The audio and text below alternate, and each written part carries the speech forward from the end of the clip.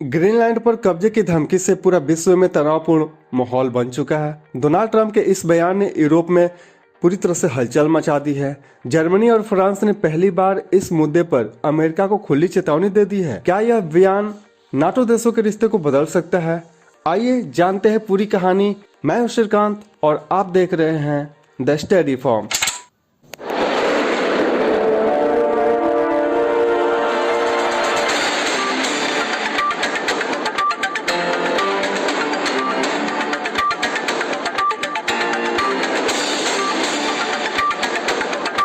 Background और इसकी history की बात करें तो ग्रीनलैंड दुनिया का सबसे बड़ा द्वीप है और ये आर्कटिक महासागर और उत्तरी अटलांटिक महासागर के बीच में स्थित है। Greenland is autonomous region of the Denmark और हालांकि ये भौगोलिक रूप से उत्तरी अमेरिका का हिस्सा है और इसकी जो राजधानी है नूक।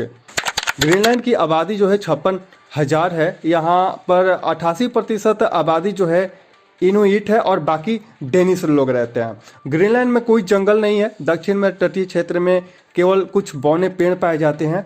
ग्रीनलैंड जो है दुनिया की दूसरी सबसे बड़ी बर्फ की चादर है। वहाँ ग्रीनलैंड में 3 यूनेस्को विश्व धरोहर है और यहाँ पर सबसे ज़्यादा लोग मछली पालन करते हैं। ग्रीनलैंड में तेजी से बर्फ पिघल रही है और वहाँ मौजूदा खनिज संसाधन इसे वैश्विक शक्तियों के लिए आकर्षण बन रही है। यही वजह है कि यूएस यानी अमेरिका जो है इसे अपना पार्ट बनाना चाहता है। Politics and global relation. Denmark Greenland को अपनी पहचान और संप्रभुता का प्रतीक मानता है। जर्मनी और फ्रांस यूरोपीय संघ की एकता का समर्थन करते हुए अमेरिकी बयान को खारिज कर दिया। अमेरिका ट्रंप प्रशासन का फोकस जो है आर्कटिक क्षेत्र पर अपने प्रभुत्व को बढ़ाने पर है। हिस्टोरिकल कंटेक्स्ट की अगर बात करें तो ग्रीनलैंड का इतिहास डेनमार्क के साथ गहराई से जुड़ा हुआ है। सेकेंड वर्ल्ड वॉर के बाद डेनमार्क का नियंत्रण है इस पर। मैं आपसे एक सवाल पूछूंगा, क्या ग्रीनलैंड में रात होती है?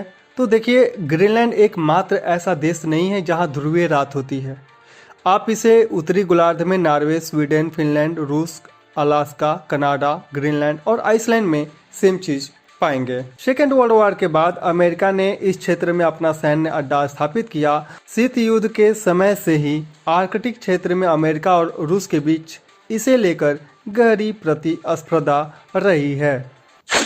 कॉज एंड इम्प्लीकेशन की अगर बात करें तो रीजन में आएंगे तो ग्रीनलैंड की भौगोलिक स्थिति और प्राकृतिक संसाधन है। आर्कटिक में बढ़ती भू राजनीतिक प्रतिस्पर्धा ये अमेरिका का चिंता का कारण बना हुआ है और इसका जो इफेक्ट देखने को मिल रहा है वो अमेरिका के बयान से नाटो देशों के बीच में अविश्वास हो चुका है। यूरोपीय संघ और अमेरिका के रिश्तों में खटास आ गई है।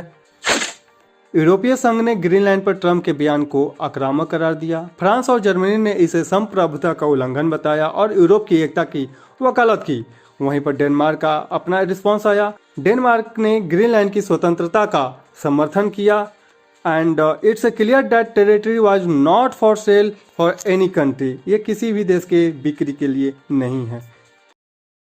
अमेरिका और कनाडा के रिश्ते भी कुछ सही नहीं चल रहे हैं। अगले कुछ दिनों में अमेरिकी राष्ट्रपति बनने जा रहे हैं डोनाल्ड ट्रंप। कनाडा खासकर उनके पीएम जस्टिन ट्रूडो पर नाराज हैं। इतने नाराज हैं कि उन्होंने कनाडा को यूएस का 51वां राष्ट्र बनाने का प्रस्ताव दे दिया, जहां ट्रूडो को गवर्नर होंगे। ये बात ट्रंप दोहरा चुके हैं।